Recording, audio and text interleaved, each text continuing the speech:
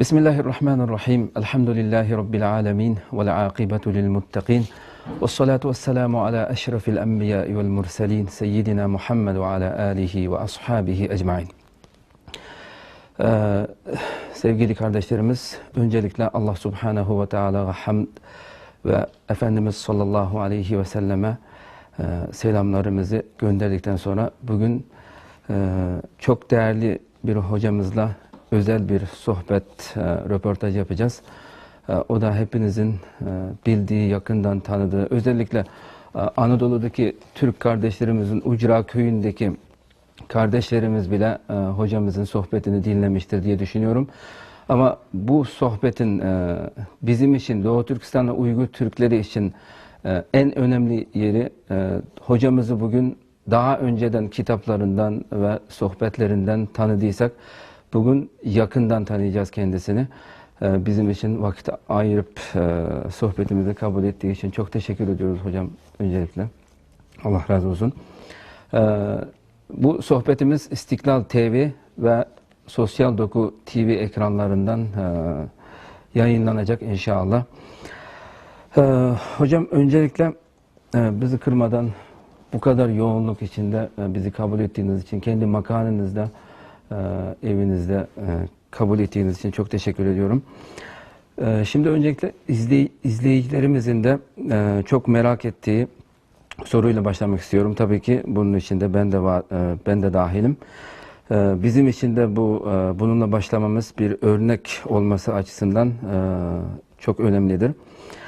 Bulunduğunuz şu makama nasıl ulaştınız? Küçükken bir gün ümmet için, milletim için böyle bir makama ulaşıp böyle bir hizmet edeceğim diye bir hayaliniz var mıydı? Nasıl okudunuz? Ne zaman hizmete başladınız? Ve en önemlisi, bunca işlere, TV'ler var, dersler var, konferanslar, kitap telifi vesaire. Bunlara nasıl yetişebiliyorsunuz? Günde kaç saat çalışıyorsunuz? Bu bereketin sırrı ne diye başlayalım. Sizi daha yakından tanımak açısından. Bismillahirrahmanirrahim. Elhamdülillah. Vessalatu vesselamu ala Resulillah. Her şeyden önce ben size teşekkür ediyorum. Allah razı olsun. Siz ümmeti Muhammed'in uzak coğrafyalarından buraya geldiniz ve bu ümmetin diğer bir parçasında Müslümanlığınızı yaşamaya, iffetinizi korumaya çalışıyorsunuz. Biz keşke sizin bütün acılarınıza, bütün zorluklarınıza karşı yanınızda olabilsek. Ama her halükarda şimdi beraberiz. Bizi Doğu Türkistan'da bağlantısı bulunan kardeşlerimiz dinleyecekler. Ben size teşekkür ediyorum. Beni o kardeşlerimle sesle de olsa buluşturduğun için. Bütün kardeşlerime de selamlarımı, hürmetlerimi ve umut dolu, heyecanlı bekleyişimi bilmelerini rica ederek sesimi ulaştırıyorum. Ve Allah'tan niyaz ediyorum. Sizin de bizim de hasretimiz olan ümmeti Muhammed'in hilafetinin yeniden ayağa kalkıp hepimizin beraber İnşallah Kudüs'ümüzde bir cuma namazı kıldığımız günde de buluşmamızı Allah nasip etsin diye dua ediyorum. Önce siz mevcut oradaki zulümlerden kurtulacaksınız. İnşallah halifeliğimize kavuşacağız ve bir gün cuma namazında buluşacağız. Bugünlerde tatlı bir hatıra olacak İnşallah. Ben kendimden özellikle bahsetmek istemiyordum ama siz misafirimizsiniz, misafirin hatırı yüksek olur diye ben özellikle söz edeyim. Kendimi bir makamda, bir seviyede göremiyorum. Ümmetimiz daha iyi hocalara, daha iyi davetçilere muhtaçtır. Daha iyisini hak etmektedir. Ama Allah-u Teala takdir buyurduğu için ben buradayım. Rabbim takdir ettiği için, lütfettiği için siz benim kitabımı tercüme edip Doğu Türkistan'daki kardeşlerimize götürdünüz. Allah sizden razı olsun. İlla bir sebep arayacaksak, Ben kendimde bir sebep bulamıyorum. Benim bugünlere bir davet adamı inşallah, bir hoca olarak gelmem, babamın emekleri, annemin duaları sayesindedir. Babam beni 4 yaşında Kur'an ezberine başlattı. 10 yaşına gelmeden de hafız oldum. Elhamdülillah. Bütün emek babamın emeğidir. Babam kendisi iyi bir Kur'an muallimi, Osmanlı kültürüyle yetişmiş bir hoca efendidir. O belki daha iyi yapmak istiyordu, daha iyi yetiştirmek istiyordu ama Allah-u Teala böyle takdir buyurdu, bu kadar lütfetti.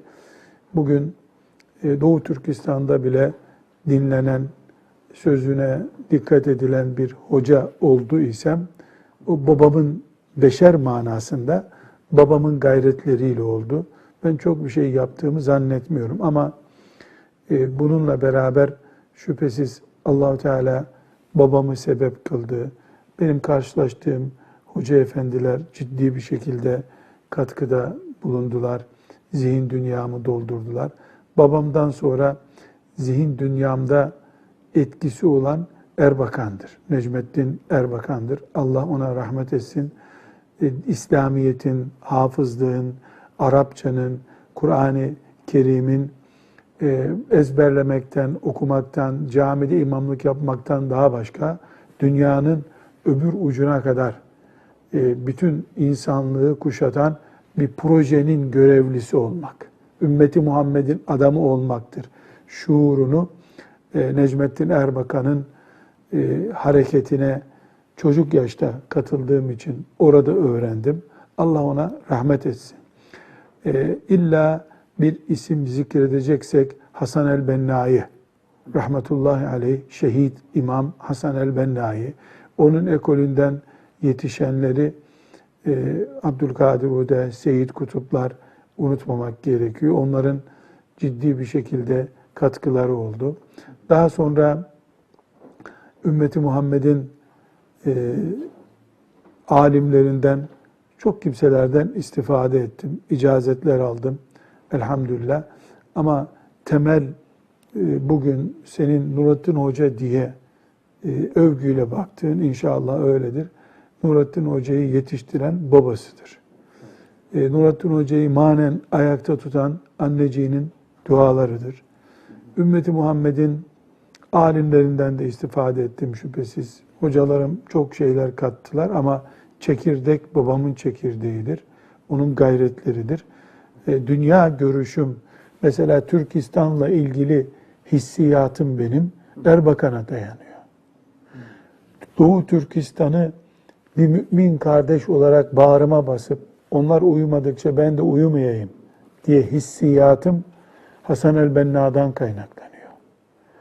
Yani elhamdülillah bu üçlü sacaya, yani babam Necmettin Erbakan ve Hasan el-Benna inşallah kıyamet günü de Allah-u Teala onları da bizleri de salih kullarıyla, şehit kullarıyla buluşturur. Bu üçünün üzerimde yoğun etkisi var, hamur olarak etkisi var. Şüphesiz daha sonra ben mesela Muhammed Kutup, Seyyid Kutup'un kardeşi Muhammed Kutup'tan da istifade ettim, kitaplarını tercüme ettim. Mekke'de hocalarımdan istifade ettim. Abdülfettah Abu Gutlu hocamdan istifade ettim. Ebu Hasan el-Nedvi'den istifade ettim. Yani istifade ettiğim hocam çok. Ama çekirdek olarak, hamur olarak bu üçüne bağlı. İnşallah onlar da biz de Rabbimizin razı olduğu kullarından oluruz. Amin inşallah. Çok teşekkür ederim. Ya, bu bereketin sırrı demiştim. Bu kadar emekler. Bunlar dışarıdan belki öyle görülüyordur. Bir de şöyle bakalım. Yani Nurattin Yıldız örnek olarak söylüyorum. Haşa bir örnek değilim ben ama madem sen konuşuyorsun örnek olarak söyleyeyim. Nurattin Yıldız yoğun çalışıyor. Gerçekten belki emekli birine göre yoğun çalışıyorum. Günde 10 saat okuyorum. Yüzlerce Müslümanın sorusuna cevap veriyorum. Çare üretmeye çalışıyorum. Bir performans harcıyorum. Bu performansa puan verelim. 300 performans harcıyorum ben diyelim. Ümmetimin ihtiyacı ne kadar? Kaç milyon tane Nurattin Hoca'ya ihtiyacı var bu ümmetin? Yani ümmetimin mesela koca akşam olmuş, her taraf karanlıklaşmış. Sen bir mum yakmışsın, evinin içini aydınlatıyorsun. Gecenin ne kadarı gitmiş oldu? Yani kaç trilyon mum lazım ki bu aydınlık sağlansın? Güneş söndükten sonra ümmetin halifesi yok. Ümmetimin birliği yok. Doğu Türkistan'ım da gitmiş, Batı Türkistan'ım da gitmiş. Suriye'm gitmiş, Mısır'ım gitmiş. Mekke'm, Medine'm İngiliz, Amerikan esareti altına düşmüş. Ümmeti Muhammed Sultanahmet Camii'nde namaz kılarken bile huzurlu değil. Hiçbir yerinde huzur yok. Ümmetimin toprağının altındaki servetleri kafirlere oyuncak edilmiş. Böyle bir zamanda Nurattin Hoca hep performans olsa, hep hareket olsa, hep çalışsa, ihtiyacın ne kadarını karşıladı? O zaman bakıyoruz ki bu ihtiyacın çok cüz'isi bile değil. Karşılığı bile yapılamıyor. Dolayısıyla Nurattin Hoca çok çalışıyor demek bile çok sağlıklı bir şey değil. Yani bunu söylemenin bir manası yok. İnşallah Rabbimiz büyütür, bereket verir. Bizden sonraki nesillerimize, yavrularımıza bizden daha iyi işler yapmayı nasip eder de onların mesela benim oğluma, benim talebelerime Türkistan'dan birileri gelip şimdi şeriatımıza hizmet için daha çok neler yapabiliriz diye gelişim projeleri yaptıkları zaman biz belki bir şey yapmış oluruz. Dediğim gibi gece olmuş, her taraf kapkaranlık, zifiri karanlık, bir tane mum yakmışsın sen. O bir tane mumla gözünün önünü görüyorsun. Maşallah güneşin yerine geldi bu diyemezsin herhalde. Ne kadarı ki bunun kaç trilyonda biri bile değil ışık ihtiyacının. Hocalarımız, şeyh efendilerimiz, mürebbilerimiz, büyüklerimiz yaptıkları işleri büyüttükleri zaman yanlış yapıyorlar. Bu kadar büyütmemek lazım. Ne yaptın ki? Yani Resulullah sallallahu aleyhi ve sellemin ashabının, Allah onlardan razı olsun, yaptığının ne kadarını yaptık? Halid bin Velid'in fetihlerinin ne kadarını yaptık? Übey ibn Ka'b'ın radıyallahu anhum Kur'an'a hizmetinin ne kadarını yaptık? Hatta ashab-ı kiramı bırakalım. Bizden önce bilgisayarı yok, daktilosu yok, kalemi yok, gözlüğü yok. Binlerce kıtlık içinde ulema dini bugünlere getirdi. Ehli davet bugünlere getirdi. Sizin Türkistan'da da isimler duyuyorum. Maun'un zulmü altında bu işleri yapmışlar. Din, mesela oradaki mümin kardeşlerimiz, gencecik çocuklar görüyorum, hafız olmuşlar. Ya üzerlerine kaya indirmiş gibi büyük eziyetlerle bunu yapanlarla biz nasıl kıyas ediliriz? Biz keyif içindeyiz, rahat içindeyiz. Rabbim kabul ederse bir şey yaptık diyebiliriz. Onu da Allah kabul ederse. Yoksa biz yaptığımız işi büyütmemek lazım. Az uyuyoruz. Az uyumak bile suç. Hiç uyumamak lazım. Nasıl uyuyacağız ki biz? Çok insanla oturup kalalım. Bütün ümmetimizi bağrımıza basmamız lazım. Yani bir hoca olarak ben yaptığım işleri sayıp kaç tane iş yaptım demeye utanıyor olmam lazım. İhtiyaç ne kadar? Ben ne kadar? Mesela 10 tane çocuk aç diyelim. Aç. Ölüyorlar açtan. Bir tane bisküvit getirdim. Bunu onlara verdim. Sadece kavga edecekler. Kim yiyecek ki onu? Bir hoca, 1000 hoca böyle yetmez. Bu ümmete yüzlerce Hasan el-Benna lazım. Hem oturup kendi çiftliğinde çalışan değil, ümmetini düşünen Hasan el-Benna lazım. Ümmetini düşünen Allah dostu, salih insanlar lazım. Amin, amin. İnşallah. Sizin bu ruhunuzdan, bu neşenizden de inşallah pek çok kardeşlerimiz örnek alacaktır inşallah. Allah daha çok bereketini versin. Amin. Hocam ikinci konumuza, sorumuza geçmeden önce bizim Uygur Türklerine ilgili olduğu için tam ben size bir hediye getirdim. İnşallah bunu takdim edeceğim. Bizim Doğu Türkistanlıların program sonuna kadar bir Uygur olarak siz daha bununla gördüğünde Uygur kardeşlerimiz tabii ki daha çok sevinecekler, daha çok mutlu olacaklar. Programdan sonra takmayayım mı? Şimdi program sonuna kadar bununla... Ondan sonra geri mi alacaksın? Yok. Ben size hediye edeceğim. Hediye edeceksin, tamam. Bizim Doğu Türkistan'da yani yüzlerce... Özelliği nedir bunun? Yüzlerce yıldan beri bizim annelerimiz özellikle bunu yapar. Evde elle yapılır. Şimdi fabrikalaştı bu da. Bunun da size bunu takmadan önce ben size bunun anlamını anlatayım. Bizim Annelerimiz, ben de 1-2 sene önce öğrendim bunun hikmetini, buradaki nakışların hikmetini. Şimdi bu annelerimiz, yani şimdi bu bizim bebek, anne karnındaki bebek halimiz. Cenin. Evet, cenin halimizmiş. Kamerada görsün. Erkekler bunu giydiğinde böyle bu dik, bu uçunu böyle, bu şekilde benim giydiğim şeklinde giyerler. Niçin? Yani oğlum hayatta hiçbir zaman başını eğmeyeceksin. Dik erkek gibi yaşayacaksın. Bu anlamı taşıyormuş. Ve burada doğdun ve burada kabire gireceksin. Alttakiler kabir mi? Kabirmiş bu. Kabirler. Ölümü hatırlatıyor. Hepsi öyle mi? Bütün bunun adı takye mi? Nedir bu? Fes mi? Bunu dobba diyoruz. Biz Dobba. Uygur Türkçesinde dobba. Türkçesine Yani fes mi? Türkçe yani şapka, baş takye Şapka diyebiliriz deme. yani. Şapka Yani deme. şapka demeyelim de. Başka bir şey de. Şapka Evet, deme evet, şapka takmam. demeyelim. Şapka dersen takmam. Yok. Tamam. O şapkaya benzemez Biz yani. şapka için İskilipli Atıf'ı verdik. Evet, Rahmetullahi aleyh. Yani bu dobba desek yani. Dobba. Tamam, Evet, dobba. Kendi orijinal Tamam. isminde kalsın. Dobba kalsın. Yazayım ben onu. Yani bu kadar anlamlı olduğunu ben de 1-2 sene önce öğrendim. Çok mutlu oldum yani. Annelerimizin o zamanlardan beri bunu düşünerek böyle ellerinde diktiği için. Bunu size Bismillah diye böyle takdim edeyim. Eyvallah. Doğru mu taktın? Doğru. Tamam. Çok doğru. Maşallah çok güzel yakıştı. Allah razı olsun.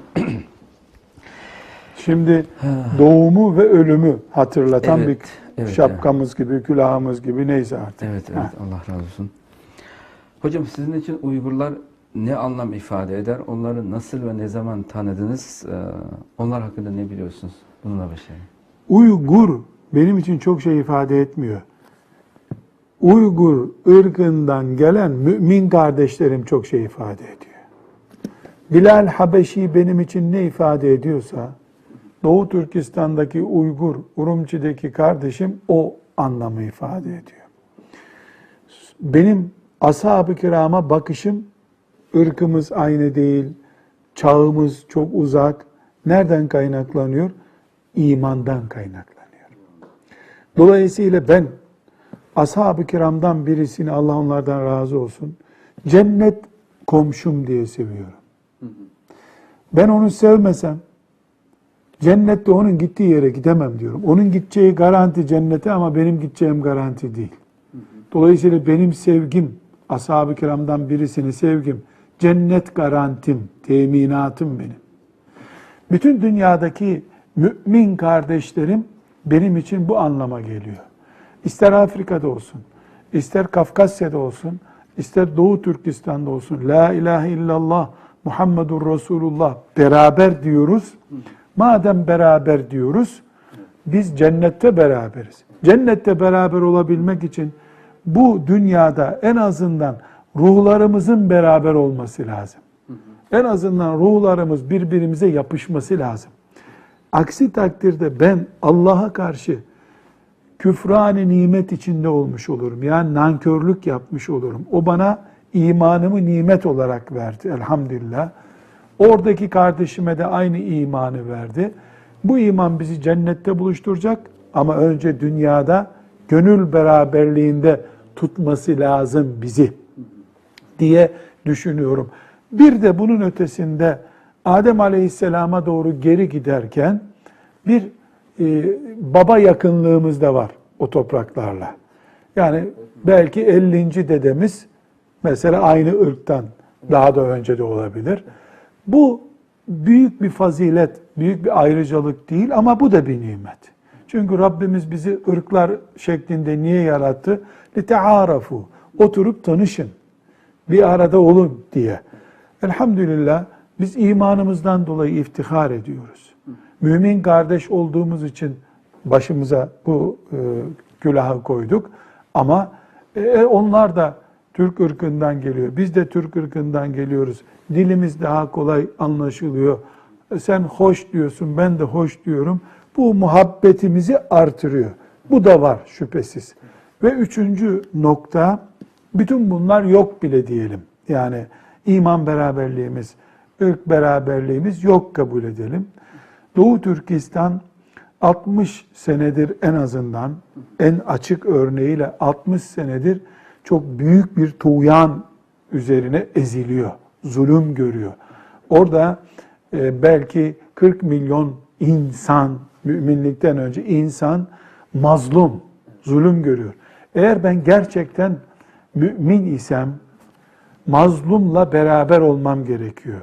Hiçbir şey yapamasam, gidip onun zulmünü engelleyemesem bile sabah namazından sonra ya Rabbi mazlumlara yardım et, mazlumları kurtar, zalimlerden kurtar diye dua etmem lazım. Doğu Türkistan'da kardeşlerimiz oturup keyifli bir hayat yaşayamıyorlar. Gördüğüm bütün kardeşlerim meşakkat içerisindeler. İstedikleri gibi namaz kılamıyorlar. Hatta istedikleri gibi uyuyamıyorlar. Yemiyorlar, içemiyorlar.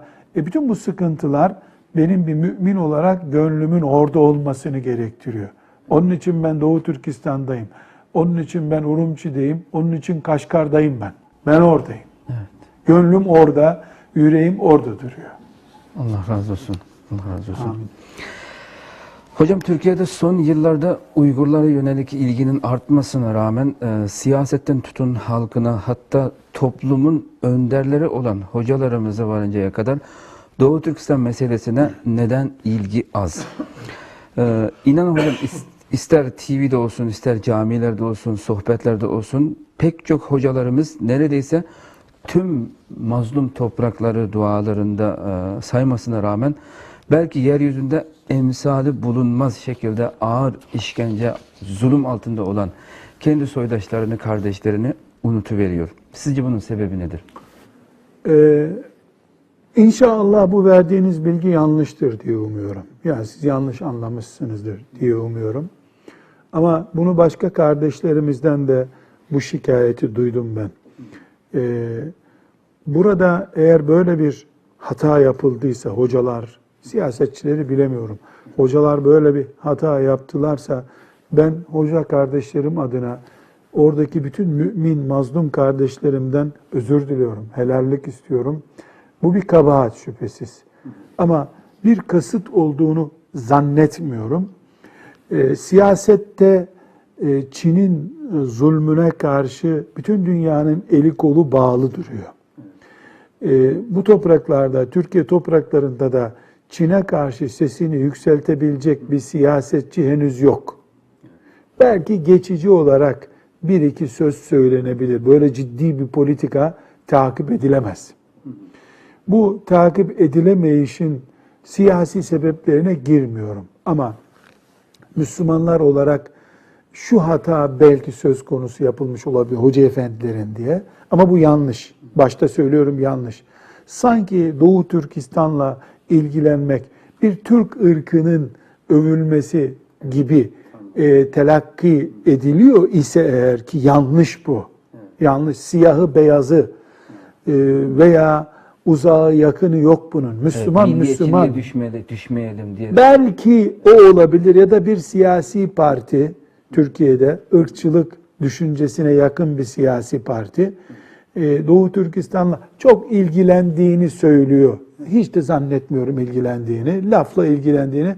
Yani hocalar da biz bunu dillendirirsek o siyasi partiyi sanki desteklemiş oluruz gibi düşünüyorlarsa eğer yani bu hatalı bir düşünce ama bence doğru değil. Belki bu sebep olabilir. Burada asıl sorun, bana göre makul olan sorun Çin'in dünya politikalarındaki ağırlığı yüzünden Doğu Türkistan medya gündemi olamıyor. Medya gündemi olmuyor bir türlü. İnsanlar da, hocalar da dahil olmak üzere medyada gündem olmayan şeyle ilgilenemiyorlar. Çabuk unutuluyor. Ama ben özellikle burada bu sebepleri saydıktan sonra bir şeyi itiraf etmemiz lazım. İHH isimli teşkilatımız Doğu Türkistan'la senelerdir ilgileniyor. Bizzat ben şahidim. Ama o da 10 tane 20 tane Müslümanın çalışması ise sesini ne kadar duyurabilirse. Ama ben İHH ile yaptığımız ortak çalışmalarda Doğu Türkistan'ı Filistin kadar andıklarına şahidim. Yani Filistin'e yapamadıklarını hatta yapıyorlar. Burada bir zafiyet, hata vardır şüphesiz. Müslümanlar günde 5 defa namaz kılarken bütün dünya müminlerini hatırlamalılar. Bu arada müminler arasında siyah beyaz, uzak yakın, ırk ayrımı yapmadan mümin olduğu için, insan olduğu için sahiplenmesi lazım. Ama sizin de takdir edeceğiniz bir şey var. Bugün bir hoca cuma vaazına çıksa, zulüm gören Müslümanlardan birer kelime söz etse 2 saat konuşması lazım. Dünyanın her yerinde Müslümanlar zulüm altında. Filistin bunların en meşhuru, dünyanın en berbat, mel'un milleti onlara zulmettiği için, bir de çok göz önünde Mescid-i Aksa ile bağlantısı olduğu için çok gündeme geliyor. Arakan'dan tut, Afrika'dan, Somali'den, Kafkasya'dan, yani Müslüman bir hoca efendi, mesela ben bazen mazlum Müslümanlara ait bir gündem yapayım istiyorum. Bakıyorum ki ben 1 saat konuşacağım, 1 saat bunların isimlerini anmaya yetmiyor. 1. 2. Her sene bir olay patlıyor. Irak patladı. Senelerce o bizi meşgul etti. Tamam, bunu hafif düzelttik derken Suriye patladı. Suriye'yi biraz anlayacağız derken Arakan çıktı ortaya. Neyanbar denen yer çıktı. Yani her gün bir olay çıkıyor. Doğal olarak da üstüne koydukça alttaki hafif unutuluyor olabilir. Çünkü Doğu Türkistan 1949'dan beri dert. Değil mi? İsrail kuruldu. Allah yokluğunu da bize göstersin. Gösterecek de. İsrail'in kuruluşuna Birleşmiş Milletler'de Çin ses çıkarmadığı için ödül olarak Doğu Türkistan'ı Birleşmiş Milletler'e lütfettiler. Yani verdiler. Çin'de senin olsun bu Çin'e dediler. Böyle karşılıklı bir şey var. Dolayısıyla Filistin'den söz ederken Türkistan'dan söz edemiyorsun. Çin susturuyor, siyasetçileri susturuyor. Bir karma alem yani oturuyoruz. Ben bütün hoca kardeşlerim adına böyle bir kasıt olmadığını düşünüyorum ama bunda bir hata olduğunu kabul ediyorum. İnşallah bundan sonra hoca kardeşlerimiz de dikkat ederler. Ama çok şey de beklemeyin çünkü her yer bir Türkistan. Her yer bir Türkistan. Doğrudur hocam. Bu arada sizin de hakkınızı vermek zorundayım. Sizi yakından takip eden kardeşlerimiz sizden çok memnun, çok selamlar var size. Allah onlardan razı olsun. Cihatlarına yardım etsin. Özellikle ümmetin derdini konuştuğunuz Dünya Nasıl Dönüyor gibi programınızın arka plan resminde de Doğu Türkistan'ın da bulunması bizi çok etkiledi. Hocam bildiğiniz gibi Türkiye'de çok çeşit cemaat ve hocalar var. Nurcuların gerçek yüzü ortaya çıktıktan sonra dini cemaat... Onu düzelt, Nurcuların değil. Nurcu olduğunu söyleyen bir grubun. Evet, öyle diyelim. Direkt Nurcu demeyelim çünkü evet. Nurcu o isim doğru değil yani. Evet. Said Nursi Hazretleri'ni okuyan kardeşlerimiz diyelim. Nurculuk iyi bir şey değil. İslam'dan başka ismimiz yok bizim. Evet, ve semmâkumul muslimin. Allah bize Müslüman dedi. Evet. Onlar İslam'ı yaşamaya çalışan Said Nursi'den rahmetullahi aleyh istifade etmiş müminler. Evet. O bahsettiğin grup onların içinden sıyrılmış kimseler. Evet. Ya da onları yanında gösteren kimseler. Dolayısıyla itham etmiş olmayalım. Evet, evet doğrudur. Bunların gerçek yüzü ortaya çıktıktan sonra dini cemaatlere bir nevi şüpheyle bakılıyor. Bu Türkiye'de yaşayan biz Uygurlar için de aynıdır. Sizin bu konuda tavsiyeleriniz ne olacak? Şimdi belki de bu olayların planlayıcıları olan büyük, üstte duran ellerin asıl gayesi de buydu. Genel olarak İslam'ı yaşanmaz, ürkütücü bir din yapmak. Orta Doğu'da bunun için filan örgütleri kuruyorlar. 2, Müslümanları birbirlerinden ürker hale getirmek, birbirlerini sevmez hale getirmek. 3, Müslüman bir hoca efendinin, bir şeyh efendinin, bir münevverin bir hareketlenme, bir grup kurmasını kökten kaldırmak.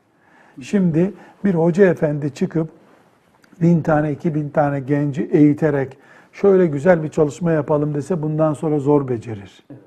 Bu onların istediği şeydi ama onlar ne isterse istesin Allah'ın nurunu söndüremezler. İslam gelecek. Bu bir dönemdir.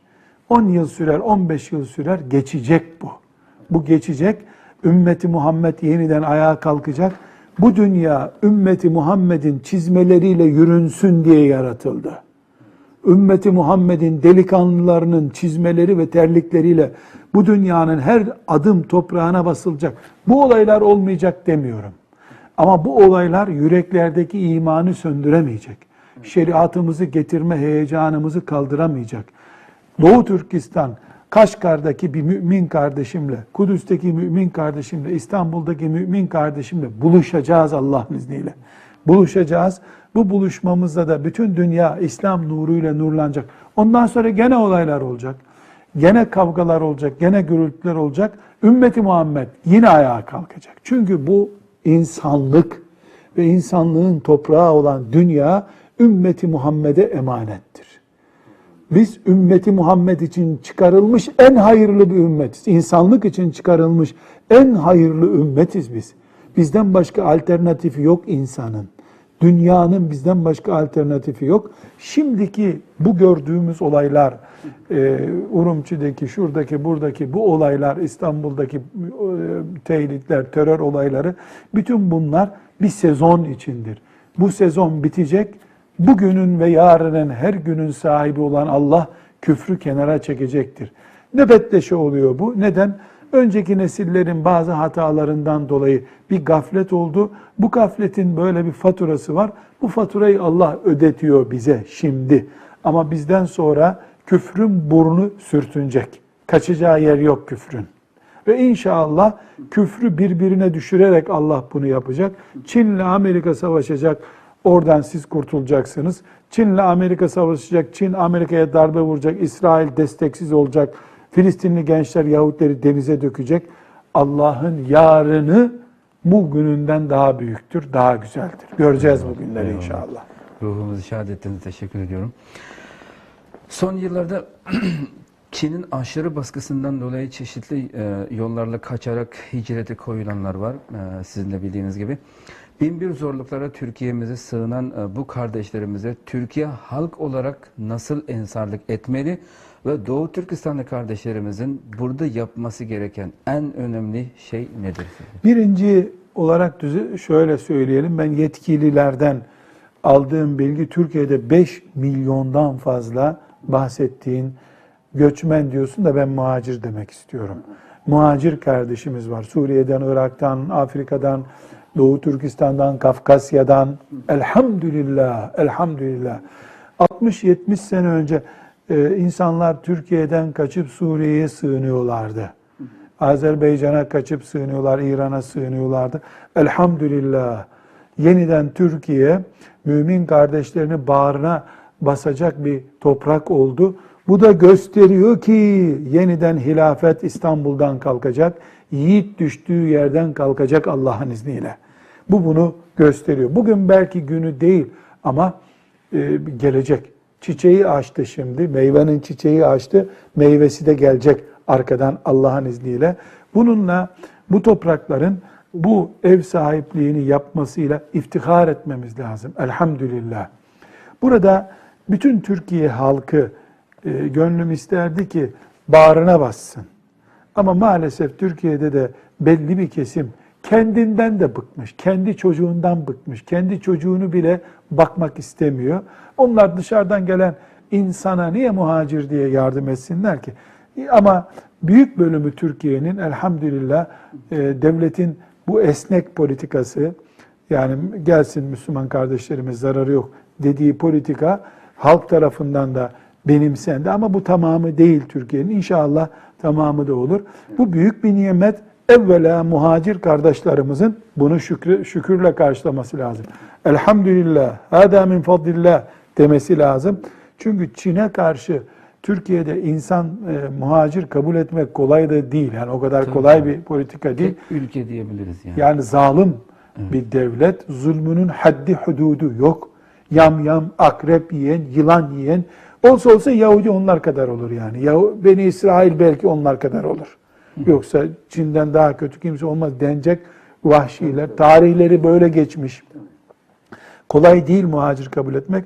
Madem Allah bunu lütfetti, bir numaralı şey bu lütfu şükürle karşılamaları lazım. Bu şükür de nedir? Oradan niye kaçtın sen? Komünist olmadığın için, hanımının, kızının ahlakını koruduğun için, Kur'an için. Burada Allah'a yalan konuşmamış ol. Sen Allah için hicret ettin. Bak göçmen dedin. Yo, muhacir dedim. Madem öyle, burada namazı herkesten iyi kılacaksın. Herkesten çok hanımın tesettürlü olacak. Kızını diploma diye savsaklamayacaksın.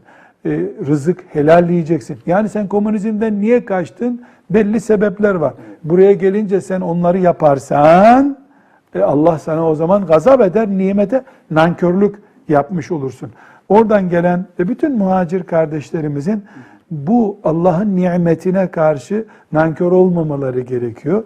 Özellikle ben bilhassa Doğu Türkistan'dan yaşlı bir hoca efendi, 90 küsur yaşında bir hoca efendiyle karşılaştım yakın bir zamanda. Çok hoşuma gitti.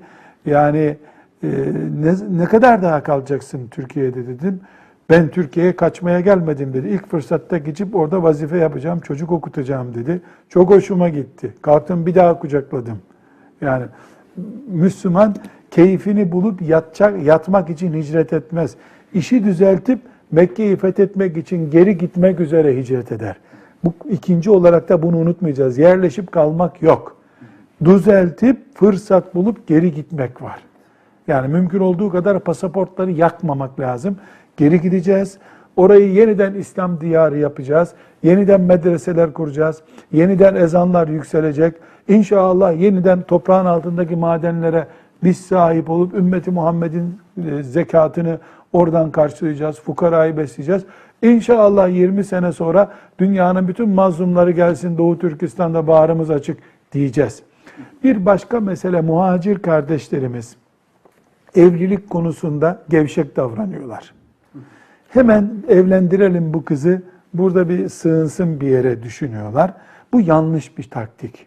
Yani iffet konusunda sağlam durmak lazım. Korkudan dolayı gevşek kararlar almamak lazım. Kolay evlilikler, böyle hesaplanmamış, düşünülmeden yapılmış evlilikler 10-15 sene sonra kardeşlerimizin başına hep bela açar. Boşanır, ortada kalır, gidecek yer bulamaz, çocukları sahipsiz kalır. Siz kıymetlisiniz. Çünkü oradaki toplumun çekirdeğisiniz siz, güvendesiniz. Oranın tamamını için maazallah imha etse bile siz gidip yeniden nesil kuracaksınız. Dolayısıyla çocuklarınız size çok lazım. Yavrularınızın her biri Allah'ın size iki türlü emaneti. Hem çocuk olarak emaneti hem de neslin devamı için başka çare yok. Bu çocukları siz kendi kültürünüze yetiştirmeniz lazım. Bir başka tavsiyem, Türkiye'de maalesef son senelerde İslam'ın içinden de çok fitneler çıkardılar. Kimi akidede sapıttı, kimi ibadetlerde yanlış şeyler yapıyor. Sizin mesela güzel Hanefi mezhebini sağlam bilen Müslümanlar olarak geliyorsunuz. Burada bir mezhep taassubu, ırkçılık, gerisi kafir der gibi mezhebinize sahip olmanız yanlış. Ama burada gördüğün gibi de bid'atlere sarılman da yanlış. Yani oradaki akidenizi, ibadeti, ciddiyetinizi burada muhafaza etmelisiniz nesiller olarak. Aksi takdirde yani bu takkiyi muhafaza ediyorsun. Takkenin altındaki kafada boşluklar var. Meleklere imanda, kadere imanda. Hayır, imtihanı kaybetmiş oluruz. Hem iffet konusunda ciddi olalım, laubali olmayalım dedim. Hem de buradaki fitnelere, kavgalara, gruplara katılmamalı kardeşlerimiz. Ve son tavsiyem, geçenki buluşmamızda da sana sormuştum. Doğu Türkistanlı kardeşlerimiz mümkünse bir federasyon, konfederasyon gibi büyük bir çatının altında birleşmiş dernekleri olması lazım. Mesela siz bugün bir metin, bir bildiri yayınlayacaksanız bunu 5 saat içinde bütün Türkistanlı kardeşlere ulaştıracak kadar bir örgütünüz olması lazım. Yasalarla tabii, yani kanunen izin verilecek şekilde. Çünkü öbür türlü devlet zaten izin vermez ve başınızı belaya sokarsınız. Ama yasal olarak her türlü örgütlenme mümkün Türkiye'de. Serbest. Bu tefrika çıkar da mesela Urumçi'dekiler bir türlü, öbür mahalledekiler bir türlü, birbirlerinden habersiz, iş bulan gidiyor, evlenen gidiyor. Dağılırsanız oraya umut taşıyamazsınız bir daha. Buradaki rahatlık dağıtmamalı. Yani hoca efendiler, sizin büyükleriniz, önderler becerip üst çatı kurmalı. Mesela filan bildiri yayınlanacak dendiğinde burada ne kadar 500 bin mi bütün Türkiye'de, Doğu Türkistan'da var. Birkaç saat içinde hepsine ulaşabileceğimiz bir örgütlenme yapılmalı. O örgütü de böyle her türlü ırktan, grup anlayışından, aşırı düşüncelerden uzak tutmak lazım. Yani sizin son dayağınız. Devletle de bir şey konuşulacağı zaman o gidip konuşmalı. Bunu da belki direkt yapmanız zor olur ama İHH gibi veya diğer sivil toplum çalışmaları gibi derneklerden nasıl yapılacağı konusunda bir istifade yapılabilir. Evet, çok teşekkür ediyoruz. Aslında siz bu şimdiki cevabınızda da biraz değindiniz. Şu 7. sorum. Sizce Doğu Türkistan halkının zalim Çin'den kurtulması için izlemesi gereken en etkili yol nedir diye bunu yazmış. Bir kere bu cümle doğru değil. Zalimden kurtulmak değil. Zalimin zulmünü engellemek bizim hedefimiz. Çin de zulmetmesin. Ne kadarsa 1 milyarsa yılan yesin, akrep yesin, yaşasınlar orada. Müslümana zulmetmesinler. Yoksa bize gelme ne yaparsan yap değil. Sen de adam ol. Sen de adam ol. Kimseye zulmetme. Yani zalimin Efendimiz sallallahu aleyhi ve sellem edildik ya, onlara kendi topraklarını sürmemiz gerekmiyor mu? İşte defolup gitsin. Evet, evet. Ama yani bu defolup gitsin ben canımı kurtarayım değil diye. Ben tuttuğum için gitsin. Efendimiz sallallahu aleyhi ve sellem ne buyuruyor? Zalimin elini tutun diyor. Aman gitti. Öbür türlü bu düşünce kaçıp kurtulmayı da yanında getirir. Eğer öyle bakmazsak. Yok, o anlamda söylemedim. Yani orada kendi bağımsızlığımızı kavuşup Şimdi orada yapılabilecek evet, şeyleri bilemem ben. Dışarıdan oranın şartlarını hayal etmem de mümkün değil. Geçen mesela kardeşimiz anlattı. Evet. Hapishane değil, mezarlık gibi bir yerde tutuluyorlar hapishane diye mesela. Oranın şartlarını bilemem. Orada nasıl yaşıyor ama buradaki müminlerin yapacağı en iyi şey cihat şuurundan uzak durmamaktır. Ve bu cihadı da sadece Türkistan için değil, Allah'ın adının anıldığı her yer için bileceğiz. Aksi takdirde zaman geçtikçe Türkistan derdiyle boğuşan, öyle de ölüp giden bir nesil olur ortada. Allah'ın kullarıyız. Allah Çin diye bir bela gönderdi. Bize de iman nimeti verdi. Çin'den, Yahudiden, zalimden, faşistten, komünistten ne varsa insanlığı kurtarmak istiyoruz. Ama benim önümde şimdi Çin var. İnşallah Çin'den kurtulmam gerekiyor diye düşüneceğiz. Bunun cihadı ihya etmekten. Doğan çocuğun ismini bile mesela Halid bin Velid ismi çok olması lazım sizde. 3 çocuktan biri Halid bin Velid olması lazım. Niye? O isim Allah'ın izniyle cihadı ayakta tutar. Yani her halükarda çocuklara isim vermeye varıncaya kadar. Çin de bunu akletti gibi şimdi en son Nisan ayında bir genelge çıkardı, kanun çıkardı. Bu İslam'la ilgili Efendimizin ismi dahil yani Muhammed, Mücahit bu isimlerin hepsini yasakladı yani. Siz dediğiniz gibi bu ruh o akletti, Müslüman niye akletmesin ki? Bu ruh yani olmasın diye. Bir ikincisi Türkiye'ye gelen kardeşlerimiz veya başka yerlere sığınan mesela Ürdün'de falan da var. Yani her yerde var ya az sayıda olsa da. Ya Ürdün'de eski var 50 sene önceden kalma değil mi? Şimdi oradaki kardeşlerimiz hiçbir zaman biz buralıyız dememeli çocuklarına. Yavrum biz sığınmak için buraya geldik. Sen yetişeceksin. Hepimizi yeniden götüreceksin vatanımıza diye şuur vermek lazım çocuklara. Yani çocuklarımızı hafız olsunlar. Başımızın hafız olmayan çocuğu ne yapacağız zaten? Doğru. Hafız olsun, ilmihal bilsin, helal yesin çocuğumuz ama gideceği yerin yani dedelerinin Müslüman toprağını kurtaracağı yer olduğunu bilmesi lazım. Hep böyle tatile gelmiş gibi. Geçici buradayız biz. Çocuklarımızı böyle yetiştireceğiz. Tamam. İnşallah. Allah razı olsun.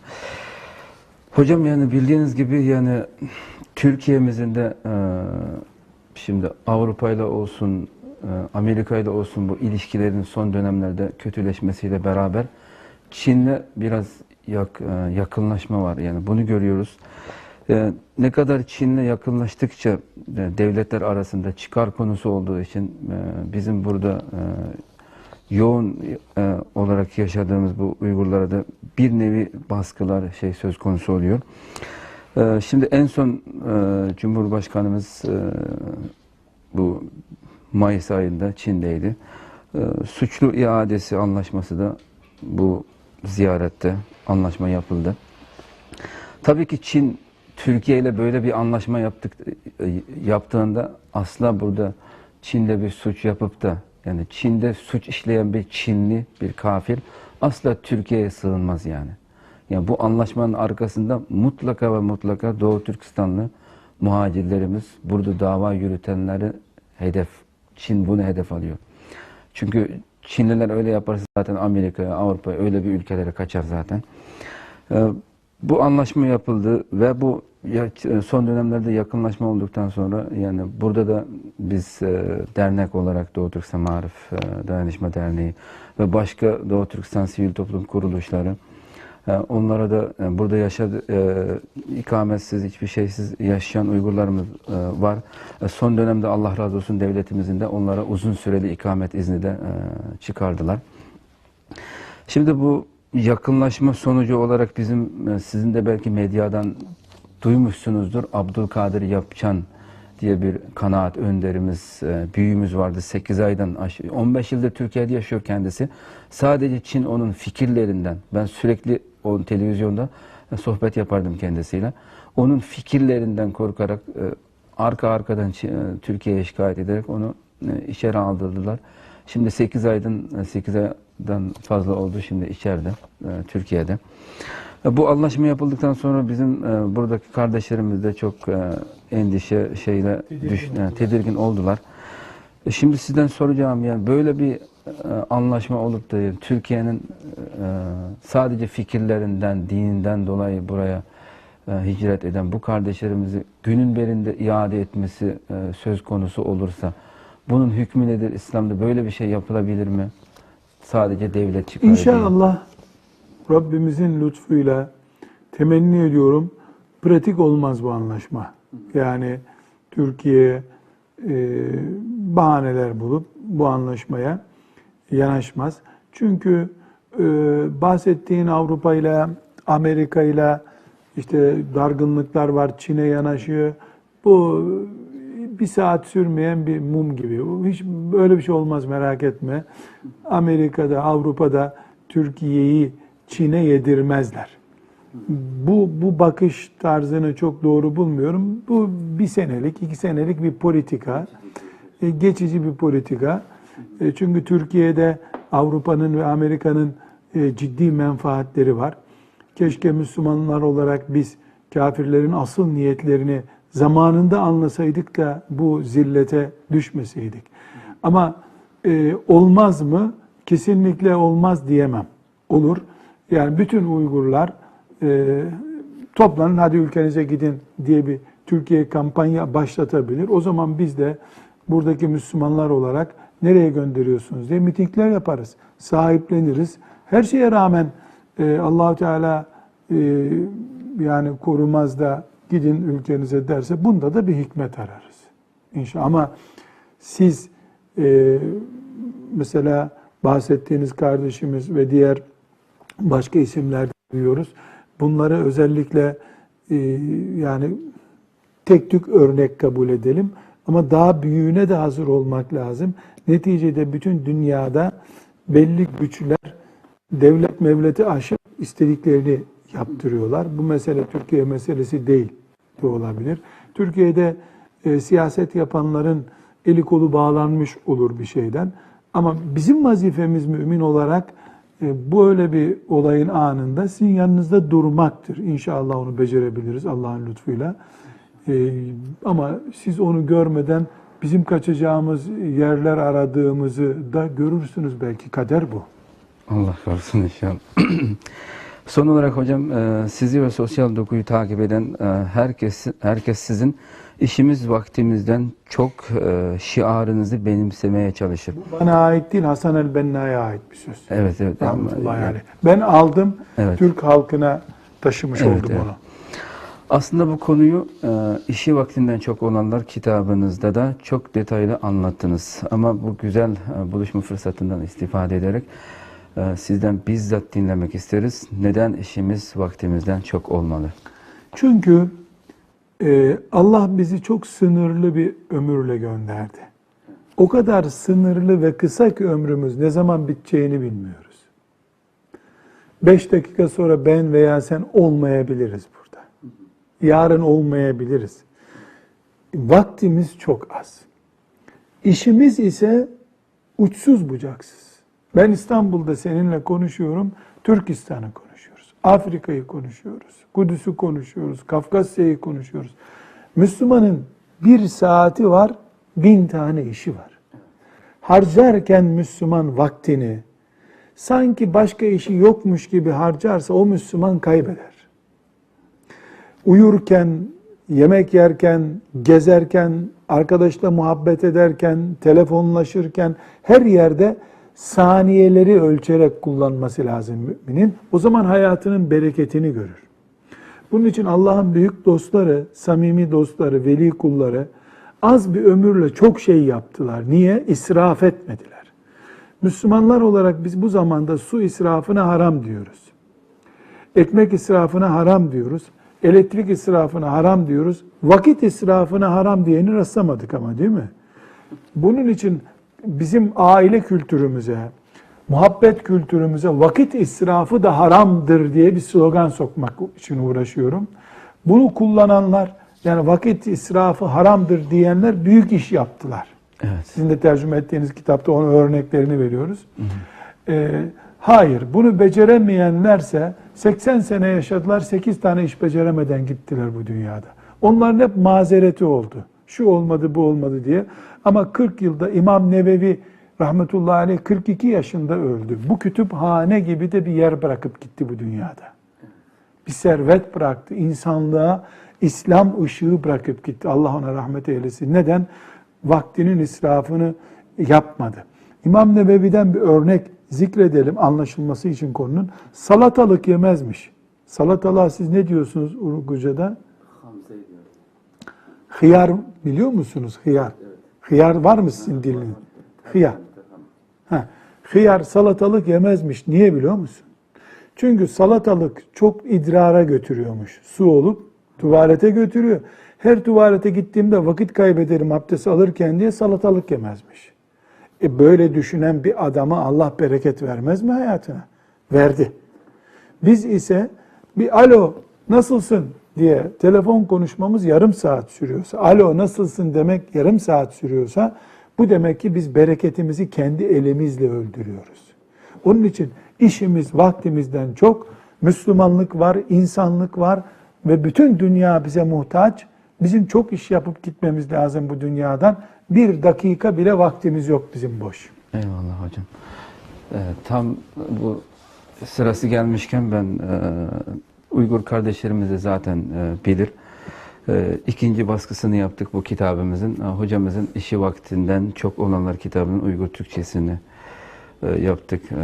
Çok beğendiler inşallah. Bunun arkası da geliyor inşallah. İkinci, üçüncü. İnşallah. Bütün bölümleri şey olacak inşallah, elinizde olacak. Ve şu anda hocamızın Kıblegah Evler ve Mücahide Kadın. Bu iki kitabı da şimdi çevrilmekte. İnşallah kardeşlerimize buradan bir müjdeyi vermiş olayım. İnşallah bu da en yakın zamanda ellerinize Uygur Türkçesi olarak inşallah elinizde olacak. İnşallah diyelim. Uygur kadınları mücahide kadın olurlar. Evet, evet. Kıblegah, evler kurarlar ve İnşallah. hep beraber cennetinde Allah'ın buluştururuz. Evet inşallah. Hocam son olarak Doğu Türkistanlı kardeşlerinize söyleyeceğiniz bir sözle. Bütün kardeşlerime selam gönderiyorum. Onlara dualar ediyorum. O kardeşlerimden de dua bekliyorum. Rabbim hepimize yardım etsin. Herkesin meşgalesi ve zorluğu var. O kardeşlerimizin daha zor. Ama mesela oradan gelen kardeşlerimiz babaları 5 çocukla gelmiş. Buradaki büyük çocuk evlenmiş. 2 tane çocuğu var. Niye sizi 2 çocukta bıraktı? Zor bakmak diyor. Olmadı. Ya Mao'nun zulmü altında 5 çocuk oluyor da buradaki rahatlıkta 15 çocuk niye olmuyor? Neslimizin çoğalması lazım. Tembellik yok. Birbirimize dua edeceğiz, destek olacağız, gayret edeceğiz. İnşallah. Bak sen dedin ki Doğu Türkistan'ı nasıl kurtaracağız? Ben sana ne dedim? Doğu Türkistan ne yahu? Bir avuç orası. Bütün dünyayı kurtaracağız. Çocuklarımızı o şekilde yetiştireceğiz. İnşallah. Allah yardımcımız olsun. Allah razı Rabbime olsun. emanet ederim. Tam burada çocuklardan bahsetmişken şimdi sizin de bildiğiniz gibi Doğu Türkistan'da burada hicret eden kardeşlerimiz yani orada yıllarca dinini çocuklarına ya kendisi ya çocuklarına öğretemedikleri için yurt dışına hicret ettikleri yerlere geldikten sonra yani onların yani en çok düşündüğü şey orada okutamadıkları çocuklarını. Çoğunluk olarak çocuklarını Kur'an-ı Kerim'i hifzettirmek için sadece Kur'an okuyan dini medreselere vermesi, başka Olmaz. sahalarda Olmaz. Her çocuk hafız olmamalı. Zeki çocuklar, kabiliyeti olan çocuklar hafız olsun. Onun dışında çocuklarımız imanı ve ilmihali bilsinler. Diğer okulları da okusunlar. Bu topraklardan gelen çocuklarımızın güçlü, diplomalı, imanlı, yürekli olmaları lazım. Yani medreseye pek çok kardeşimizi görüyorum. Medreseye gönderiyorlar. Medresede elif cüzü okuyor, geliyor çocuk. Sonra yani orada medrese olmadan evlerde anneler hafız yapmış çocukları. Demek ki medrese olmadan da bu iş olabiliyor. Sizin biraz önce dediğim gibi örgütlenmeniz lazım. Örgütlenip bu projeleri geliştirmek lazım. Şimdi hep mühendis yapacağız deyip çocuklarımızı Kur'an'dan koparırsak Allah lanet eder bize. Olmaz. Ama hafız yaptık, dileniyor çocuk akşama kadar. Bu da yanlış.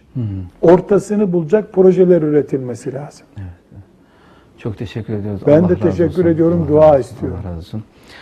Sevgili seyircilerim, inşallah bugün çok güzel sohbette, röportajda bulunduk. Sevgili hocamız Nurettin Yıldız hocamla inşallah başka bir sohbette görüşene dek Allah'a emanet olun. Bu doppayı Esselamu o sohbete aleyküm ve kadar rahmetullahi saklayacağım mı ben? berekatuhu. Size hediye ettim. Her zaman Evet. başınızdan kaldırmayın. Teşekkür ederim. Kalabilir inşallah.